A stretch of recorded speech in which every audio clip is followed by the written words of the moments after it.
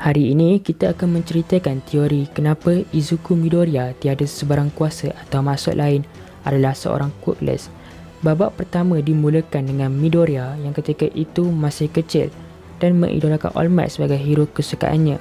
Namun ketika usianya di awal 4 tahun, kuasanya masih tidak muncul sehingga kan timbul kerisauan kepada emak Midoriya. Si emak telah membawa Midoriya ini untuk berjumpa dengan seorang doktor. Hasil X-ray badan Midoriya, doktor telah mengesahkan yang Midoriya ini tidak akan mewarisi sebarang quirk daripada keluarganya. Berikutan, menurut kajian yang baru ditemuinya, quirk seseorang itu boleh terhilang disebabkan kemunculan sendi lebihan di jari kelingkingnya. Doktor ini mengukuhkan lagi pandangan dia dengan mengatakan kuasa quirk seseorang budak sepatutnya akan dapat dikesan seawal usia 4 tahun. Namun si Midoriya ini tidak menunjukkan sebarang perkembangan kuasa.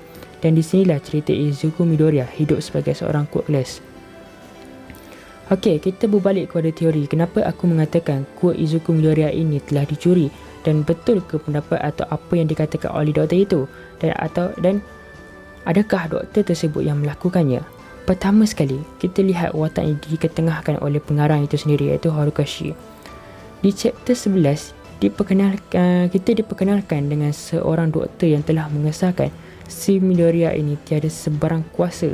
Manakala di chapter 221 telah menunjukkan doktor yang mengesahkan si Midoriya ini bukanlah orang yang biasa, kerana dia juga merupakan orang kanan kepada All for One, iaitu seorang watak villain yang boleh merampas quirk dan memindahkan kepada orang yang dikehendakinya. Dan doktor ini jugalah yang mencipta Nomu, iaitu seekor makhluk yang boleh mempunyai pelbagai jenis quirk. Jadi ini telah membawa kepada kemungkinan yang besar, iaitu Midoriya ini dahulunya mungkin mempunyai quirk, cuma dia je tidak sedar cara untuk mengaktifkannya, dan belum sempat untuk mencuba apa-apa, kuasa Midoriya ini telah pun dicuri oleh si doktor tersebut sewaktu pertemuan mereka di hospital. Kuasa parent Midoriya ini pun not bad.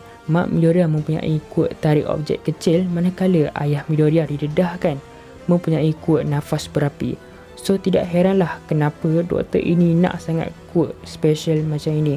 Mungkin juga kajian yang dikatakan oleh doktor tersebut mengenai jari kelingking itu juga adalah palsu, ataupun hasil X-ray yang ditunjukkan itu adalah orang lain yang punya. Kita tak tahu, tapi kemungkinan itu ada. Mesti ada sebab kenapa pengarang iaitu Horikoshi mempertengahkan watak doktor yang Deku jumpa waktu kecil ini sama dengan doktor yang bertanggungjawab untuk mencuri quirk manusia dan memasukkannya ke dalam Nomu si monster. Akhir sekali, nama sebenar doktor ini telah didedahkan sebagai Kyudai Garaki di episod 259.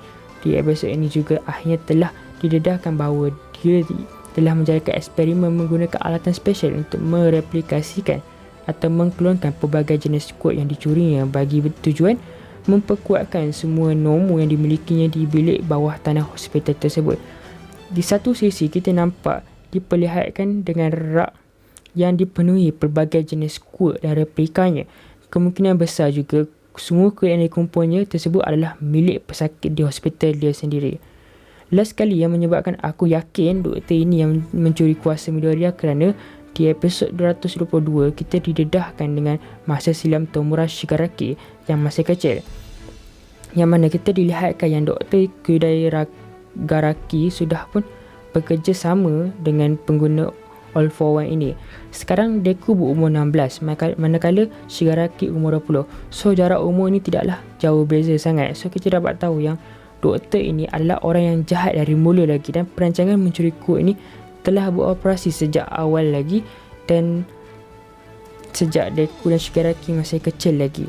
Jadi tak mustahil yang Deku ini juga merupakan mangsa kepada Dr. Kyudai Garaki ini.